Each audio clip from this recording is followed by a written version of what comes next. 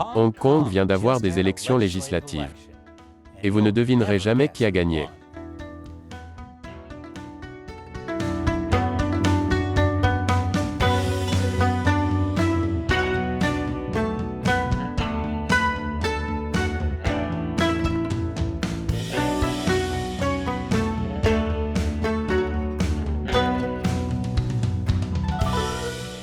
Bienvenue à Chine non censurée. Je suis Chris Chappell. Vous avez peut-être entendu dire que les choses ne vont pas très bien à Hong Kong ces derniers temps. Qu'en est-il des gens qui fuient? Être arrêtés en vertu de la loi sur la sécurité nationale. Et payés littéralement pour dormir 5 heures dans un bus. Eh bien, vous auriez tort. Dormir dans les bus, c'est bien. Et Hong Kong aussi. Ils viennent juste de le prouver en organisant dimanche leurs premières élections législatives, réservées uniquement aux patriotes. Une élection réservée aux patriotes était tout aussi amusant que ça en a l'air. En effet, la plupart des Hongkongais s'amusaient trop pour voter. Le taux de participation électorale n'a jamais été aussi faible. Et sur les 90 sièges du Conseil législatif, connus sous le nom de l'EGCO, 89 sièges ont été remportés par des candidats pro-Pékin. Un seul a été remporté par un candidat anti-système. Mais cela ne s'est pas produit parce que les Hongkongais sont soudainement super pro-gouvernementaux. Ils ne sont pas passés de combattre le pouvoir à voter pour le pouvoir. Non, c'était le Parti communiste chinois qui a complètement pris le contrôle des élections à Hong Kong.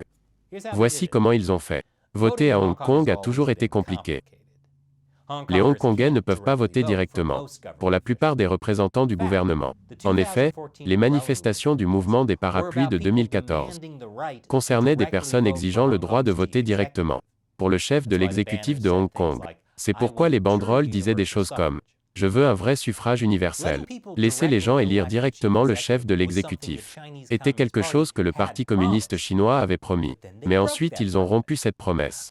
Je sais, vous êtes choqués. Pendant ce temps, cette élection du Conseil législatif, qui vient d'avoir lieu, était en effet censée avoir lieu en 2020. Puis, juste un mois après que le Parti communiste chinois a imposé une loi sur la sécurité nationale à Hong Kong, le chef de l'exécutif Carrie Lam a reporté les élections législatives de plus d'un an, en raison du Covid-19. Beaucoup de gens étaient sceptiques quant au fait que le Covid soit la vraie raison du retard. Mais je pense qu'il est assez clair que Carrie Lam voulait juste protéger les gens de la démocratie. Parce que, idéalement, le report des élections d'un an a donné à Pékin suffisamment de temps pour mettre en place une nouvelle refonte, réservée uniquement aux patriotes. Il s'agissait en effet d'une purge du système électoral de Hong Kong. Dans le cadre de la refonte, seuls 20 sièges ont été élus directement par les résidents. Les autres ont été choisis par des groupes industriels ou des fidèles de Pékin. Voici comment le LegCo de Hong Kong fonctionnait. Il y avait 70 sièges, dont 35 élus directement en fonction de la géographie, et 35 élus par ce qu'on appelle des circonscriptions fonctionnelles. Ce sont essentiellement des groupes industriels, qui représentent différentes parties de l'économie de Hong Kong. Parce que la plupart des circonscriptions fonctionnelles sont pro-Pékin. Les candidats pro-gouvernementaux remporteraient la majorité des sièges. Le système a été délibérément truqué de sorte qu'il était presque impossible pour les partis politiques pro-démocratie, connus sous le nom de pro-démocrates, de remporter la majorité. Mais presque impossible n'était pas assez bon pour le Parti communiste chinois, pour des raisons que j'aborderai un peu plus tard. Ainsi, dans le cadre de leur purge électorale réservée aux patriotes au cours de l'année dernière, les autorités chinoises ont en effet ajouté 20 sièges à l'EGCO, soit 90 au total. Mais elles ont également donné au comité électoral, qui choisit le chef exécutif, le pouvoir de choisir 40 sièges de l'EGCO. 30 sièges sont choisis par les circonscriptions fonctionnelles, et seuls 20 sièges sont désormais élus au suffrage direct. Il est donc désormais encore plus impossible pour les groupes pro-démocratie d'obtenir la majorité. Mais ce n'est toujours pas assez bon pour Pékin. Ils ont besoin que ce soit encore plus impossible pour les groupes pro-démocratie de gagner. Alors maintenant, le comité électoral doit également approuver tous les candidats. Vous ne pouvez pas vous présenter si vous n'êtes pas nommé par le comité. Et ce n'est pas tout. Même après avoir obtenu au moins 10 nominations du comité électoral, les candidats potentiels devaient être sélectionnés par la police de la sécurité nationale. ainsi que par un comité d'examen de l'éligibilité. Courir pour l'EGCO semble maintenant plus difficile qu'adopter un bébé. Mais pourquoi Pékin a-t-il mis en place toutes ces nouvelles règles? C'est parce que lors des élections de 2019, les pan-démocrates ont mis la pâtée à Pékin. Plus après la pause. Bienvenue. En 2019, Hong Kong a organisé des élections au conseil de district local. Cela équivaut à voter pour les membres du conseil municipal. Vous savez, les gens qui gèrent le moment du ramassage des ordures et les emplacements où mettre les feux de circulation. Mais la différence était en 2019, ces élections locales se déroulaient après 6 mois de protestations massives contre le gouvernement. Ainsi, lorsque les Hongkongais ont eu la chance de voter à n'importe quelle élection, même les élections locales dont les gens ne se préoccupent généralement pas, ils se sont présentés. Il y avait des files d'attente autour de l'immeuble, le taux de participation le plus élevé jamais vu lors d'une élection à Hong Kong. Et les Hongkongais ont voté pour des centaines de candidats pro-démocratie. Les pro-démocrates ont remporté plus de 6 fois plus de sièges que les pro-Pékin, prenant le contrôle de 17 des 18 conseils de district. Ce fut une éruption totale. Et cela a apparemment pris Pékin totalement par surprise. C'est pourquoi vous ne devriez pas lire votre propre propagande. Le Parti communiste n'avait aucune idée de ce qui se passait réellement. Et ils ont été humiliés. Mais alors que les pro-démocrates sont sortis victorieux en 2019, ils ont visé un trophée encore plus important, remporter la majorité au LegCo en 2020. Cela leur donnerait la possibilité de bloquer les propositions des législateurs pro-Pékin. Et peut-être même de faire adopter les leurs. Maintenant, j'ai dit que le système était truqué pour rendre cela presque impossible. Mais en raison de leur victoire éclatante dans les conseils de district, les pro-démocrates avaient une mince chance. Vous voyez, les conseils de district étaient en effet l'une des circonscriptions fonctionnelles, avec des sièges dans l'EGCO, et les pro-démocrates avaient maintenant ces sièges.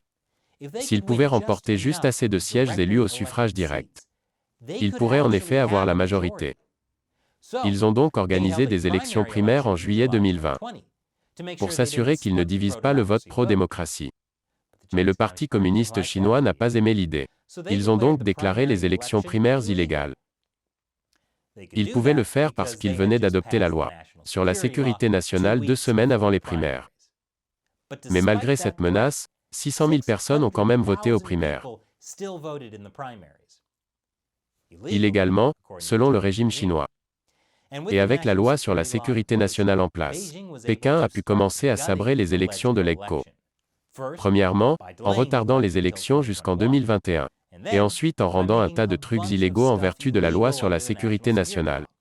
Par exemple, en empêchant des militants comme Joshua Wong et d'autres personnalités pro-démocratie de se présenter aux élections, puis expulser 4 législateurs pro-démocratie, conduisant le reste des pro-démocrates à démissionner de l'EGCO.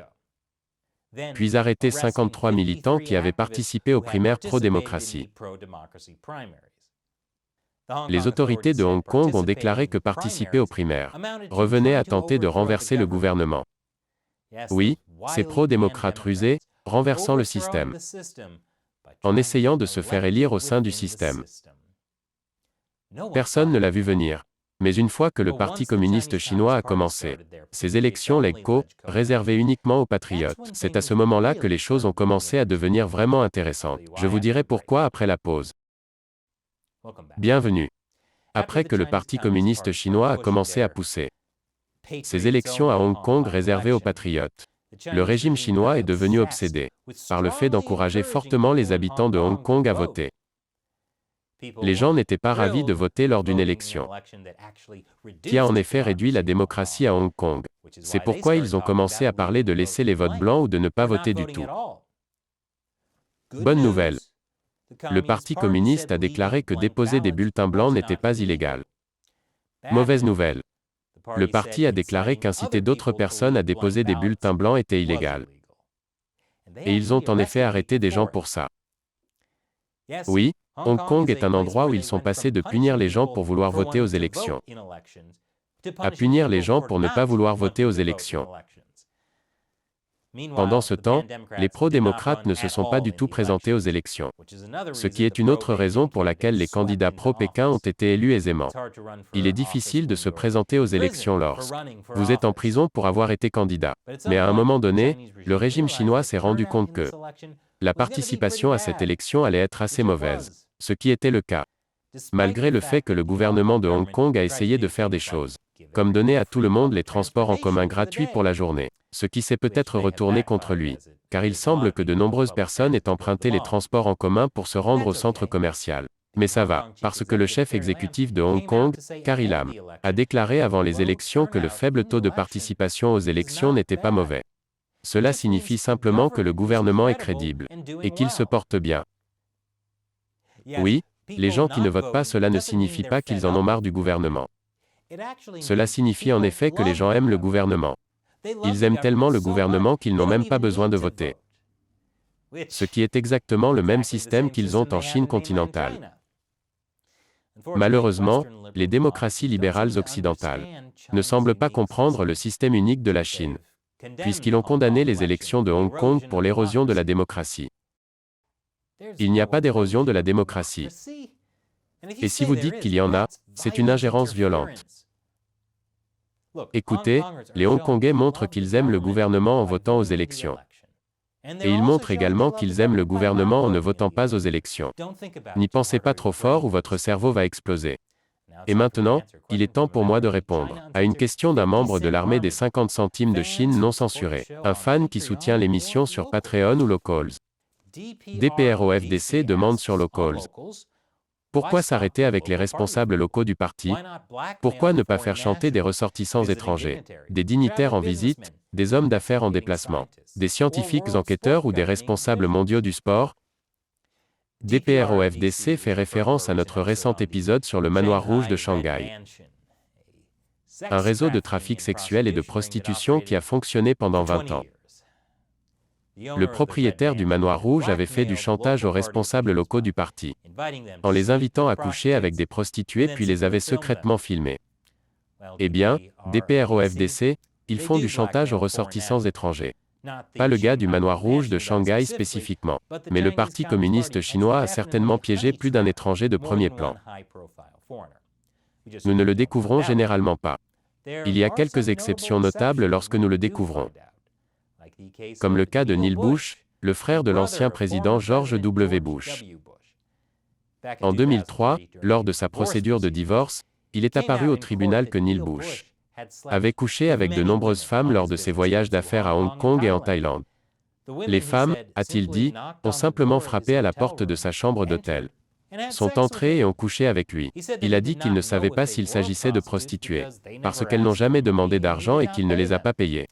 Donc soit Neil Bush est vraiment stupide, soit...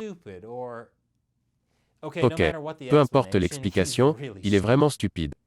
Et je ne peux que supposer que Neil Bush apporte ce même niveau de sensibilisation à ses relations d'affaires en Chine. Parce que Neil Bush avait plusieurs accords louches, dont un accord avec Grace Semiconductor, une société dirigée par le fils de l'ancien dirigeant chinois, Jiang Zemin. Jiang Zemin, également apparemment dîné avec Neil Bush, et l'a bercé avec une chanson militaire.